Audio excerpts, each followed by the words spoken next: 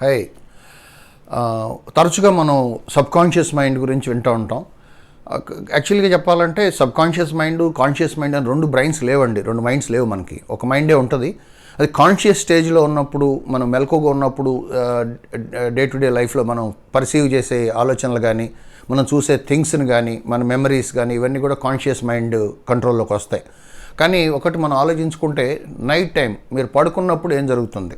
మీరు పడుకున్నప్పుడు కూడా మనం హ్యూమన్ బాడీ బాగానే పనిచేస్తుంది, హార్ట్ బీట్ పనిచేస్తుంది, లేకపోతే మెటబాలిజం జరుగుతుంది, బీపీ మెయింటైన్ చేస్తుంది. అవన్నీ ఎవరు చేస్తున్నారు? మనం బ్రెయిన్ నిద్రపోయినప్పుడు అవన్నీ ఎవరు జరుగుతున్నాయి అంటే అవన్నీ సబ్కాన్షియస్ మైండ్ చేస్తుంది. Subconscious mind is very intelligent, more capable than conscious mind. ఈ కాన్షియస్ మైండ్, సబ్కాన్షియస్ మైండ్ కనుక వాళ్ళ ప్రవర్తనను మనం అర్థం చేసుకుని మనం ప్రాపర్గా వాటిని ఉపయోగించుకోగలిగితే మన ఊహించని స్థాయిలో మనం లైఫ్ని లీడ్ చేయగలుగుతాం. మనం ఈ రెండు మైండ్స్ ఎలా వర్క్ చేస్తాయని ఆలోచిస్తే, కాన్షియస్ మైండ్ ఆలోచనలు ఫీడ్ చేస్తుంది. మన డే టు డే లైఫ్లో మనం పరిస్థితులను బట్టి కొన్ని ఆలోచనలు మనకు వస్తే అది ఫీడ్ చేస్తుంది బ్రెయిన్కి. సబ్కాన్షియస్ మైండ్ ఏంటంటే ఆ ఆలోచనల్ని కమాండ్ కింద తీసుకొని ఆ ప్రతి ఆలోచనని ఎగ్జిక్యూట్ చేయడానికి ట్రై చేస్తుంది. అంటే మీరు మంచి ఆలోచనలు ఇస్తే అది ఎగ్జిక్యూట్ చేయడానికి ట్రై చేస్తుంది. చెడ్డ ఆలోచనలు ఇచ్చినా కూడా అది పర్ఫెక్ట్గా ఎగ్జిక్యూట్ అయ్యేట్టు చేస్తుంది అనమాట. సో లాస్ట్ టైం డిస్కస్ చేసాం మనం. సబ్కాన్షియస్ మైండ్తో ఒకే ఒక ప్రాబ్లం ఏంటంటే ఆ డిస్క్రిషన్ తెలియదు దానికి, అది మంచిదా చెడ్డదా అనే ఆలోచన దానికి తెలియదు. మీరు ఏ ఆలోచన ఇస్తే అది ఎగ్జిక్యూట్ అయ్యేట్టు చేస్తుంది అనమాట. మీరు కన్స్ట్రక్టివ్గా, మీకు ఫైనాన్షియల్గా చాలా రిచ్ అవ్వాలనుకుంటున్నాను, లేకపోతే చాలా సక్సెస్ కావాలనుకుంటున్నాను, లేకపోతే నా పిల్లలు ఫ్లరిష్ అవ్వాలనుకుంటున్నాను, ఇలాంటి ఆలోచనలు వచ్చినాయి అనుకోండి, సబ్కాన్షియస్ మైండ్ దానికోసం వర్క్ చేస్తుంది. సో జనరల్గా మన టెండెన్సీ ఏంటంటే మన కర్మ ఏది కలిసి రాదు, నాకు ఇలాగూ తగలబడిపోతుంది, ఈ డిస్ట్రక్టివ్గానే ఉంటుంది, ఈరోజు బ్యాడ్ డే, ఇలాంటి కమెంట్స్ వెళ్ళినాయి అనుకోండి, అన్ఫార్చునేట్లీ సబ్కాన్షియస్ మైండ్కి తేడా తెలియదు కాబట్టి అది కూడా చూస్తుంది. దాని శక్తి వంచన లేకుండా ఆ రోజును తగలబెట్టేయడానికి ట్రై చేస్తుంది అనమాట. సబ్కాన్షియస్కి కొన్ని అతీత శక్తులు అంటారు, ఇంట్యూటివ్ పవర్స్ కూడా ఉంటాయి. అంటే మీరు ఒక ప్రాస్పరిటీ గురించో, మీ అభివృద్ధి గురించో మీరు ఆలోచిస్తున్నారనుకోండి, సబ్కాన్షియస్ మైండ్ ఆలోచిస్తుంది సీరియస్గా. మీరు ఇంకా పై స్టేజ్కి వెళ్ళాలంటే, అభివృద్ధి సాధించాలంటే మీకు ఎవరెవరు మనుషులు అవసరం ఉంది అని చెప్పి ప్రపంచంలో ఉన్న ఆ పీపుల్ అందరినీ మీ దగ్గరికి చేరుస్తుంది. అట్లానే మీరు డిస్ట్రక్షన్ గురించి ఆలోచిస్తున్నారనుకోండి, అప్పుడు కూడా అంతే. మీ నాశనం కోసం ఎవరెవరు కాంట్రిబ్యూట్ చేయగలరో చూసుకుని ఆ పీపుల్ అందరిని ఇన్వైట్ చేస్తుంది అనమాట మీ జీవితంలోకి.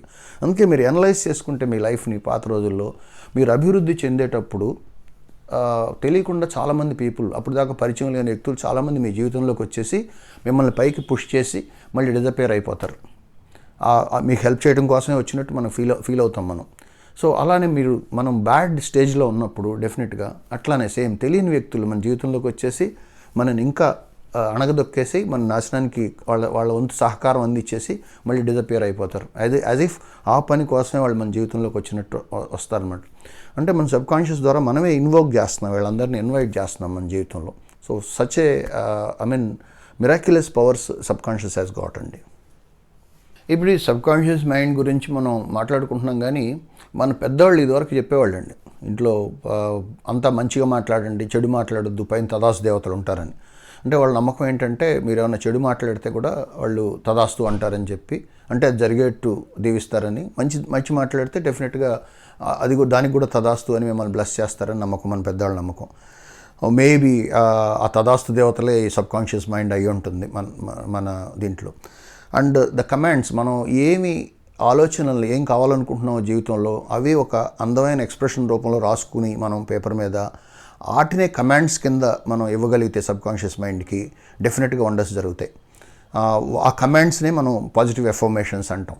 ఈ పాజిటివ్ ఎఫర్మేషన్స్ అనేది బిగ్ సబ్జెక్ట్ అండి. అంటే చాలా ప్రూవెన్ స్టోరీస్ చాలా ఉన్నాయి, మన జీవితంలో కూడా ఉండుంటాయి. మనం బలంగా కోరుకున్నవి చాలాసార్లు జరిగిపోయినాయి, కాకపోతే మన జీవితంలో జరిగే మిరకల్స్ని మనం తర్వాత పట్టించుకోం. ఎఫర్మేషన్స్లో చాలా సైన్స్ ఉంది డెఫినెట్గా. అంటే మనకు దాంట్లో రెండు అంశాలు, ఒకటి ఏంటంటే ఫస్ట్ మనకు తెలియాలి నాకు ఏం కావాలి అనేది తెలియాలి నాకు. రెండోది ఎలా అడగాలి, నా సబ్కాన్షియస్ మైండ్కి ఎలా చెప్పాలి అనేది తెలియాలి. ఫస్ట్ ఆ క్లారిటీ మీరు ఉంచుకోవాలి, ఏం కావాలి జీవితంలో ఇప్పుడు ఇమీడియట్గా అనేది మీరు ఆలోచించుకోండి. మీ ఫ్యామిలీ మెంబర్స్తో కూర్చోండి, మీ డ్రీమ్ చార్ట్ ఏదో తయారు చేసుకోండి. వాటిని ఎఫర్మేషన్స్ కింద ఎలా తయారు చేయాలి అనేది ఏంటంటే, నెగిటివిటీ రాకూడదు, ఓన్లీ పాజిటివ్ ఎక్స్ప్రెషన్ ఉండాలి. ఆ పాజిటివ్ ఎక్స్ప్రెషన్ కూడా చాలామంది కన్ఫ్యూజన్ వస్తుంది.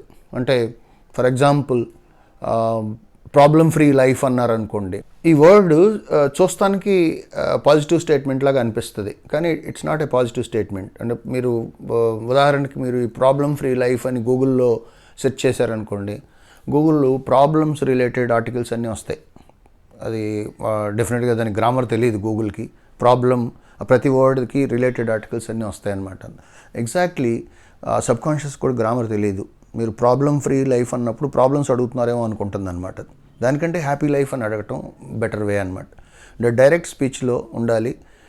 ఎఫర్మేషన్స్ అన్నీ ప్రజెంట్ కంటిన్యూస్ టెన్స్లో, అంటే ఇప్పుడు ఉన్నట్టుగా, ఇప్పుడు ఉంది కంటిన్యూస్గా, యాజ్ ఇఫ్ మీరు ఇప్పుడు if you want to buy a car, మీరు ఒక ప్రీమియం కార్ కొనాలనుకుంటున్నారు అనుకోండి, ఆ కారు కావాలి, ఐఎమ్ డ్రైవింగ్ ద కార్, లేకపోతే ఐఎమ్ బయింగ్ ద కార్, అట్లాంటి కంటిన్యూస్ స్టేట్మెంట్స్, నేను ఆ కార్లో ఉన్నాను అనే ఫీలింగ్తో ఎఫర్మేషన్స్ ఫ్రేమ్ చేసుకోవాలి. అంటే అర్థమైంది కదా మీకు? అంటే మీరు అడగాలనుకున్నది, మీకు కావాలనుకున్నది డొంక తిరుగుడుగా కాదు. మీరు అంటే ఫిట్గా ఉండాలనుకున్నారనుకోండి, మీ ఒబేసిటీ గురించి ఆలోచించొద్దు, ఫిట్నెస్ గురించి ఆలోచించండి. వెల్త్ కావాలి, డబ్బులు సంపాదించాలనుకున్నారనుకోండి, ఇప్పుడున్న ఫైనాన్షియల్ ప్రాబ్లమ్స్ గురించి ఆలోచించొద్దు, రిచ్నెస్ గురించి ఆలోచించండి. అదే ఫ్రేమ్ చేసుకోండి మీరు రాసుకునేటప్పుడు అనమాట. ఐ వాంట్ టు బీ కాదు, ఐఎమ్ రిచ్ అని రాసుకోండి. I'm fit, strong and healthy అని రాసుకోండి. ఐఎమ్ హ్యాపీ అని రాసుకోండి. ఐఎమ్ వెల్దీ అండ్ హెల్దీ అని రాసుకోండి. ఇలాంటివన్నీ పాజిటివ్ ఎఫర్మేషన్స్ రాసుకుని అది మీ మైండ్లో అంటే చాలా కాన్సన్ట్రేషన్తో, అంటే చాలా మనసా వాచ కర్మన అంటారు చూడండి, మనసులో ఆలోచన అదే ఉండాలి, విజువలైజేషన్ కూడా అదే ఉండాలి. అంత కాన్సన్ట్రేషన్తో మీరు మీ బ్రెయిన్కి ఇవ్వగలగాలి, కమాండ్ కింద ఇవ్వగలగాలి. Try to understand. మీరు రాసుకునే ఎఫర్మేషన్స్ మీకు బైబిల్ లేకపోతే భగవద్గీత ఆర్ ఖురాన్ లాంటివి, ఎందుకంటే మీ జీవితం ఇలా ఉండాలని మీరు రాసుకుంటున్నారు. సో వాటిని ఆ బుక్ని మీరు ఎర్లీ మార్నింగ్ నిద్ర లేవగానే ఫస్ట్ థాట్ అదే అయి ఉండాలి. అంటే ఫస్ట్ థాట్ లేవగానే ఒక 10 సార్లు చదవండి, మధ్యాహ్నం ఖాళీ ఉన్నప్పుడు ఒక 10 సార్లు చదవండి, రాత్రి పడుకోబోయే ముందు ఒక 10 సార్లు చదవండి. అంటే మీరు ఎర్లీ మార్నింగ్ లేవగానే ఫస్ట్ థాట్ మీ ఎఫర్మేషన్స్ అవ్వాలి, రాత్రి పడుకోబోయే ముందు లాస్ట్ థాట్ కూడా మీ ఎఫర్మేషన్స్ అవ్వాలి.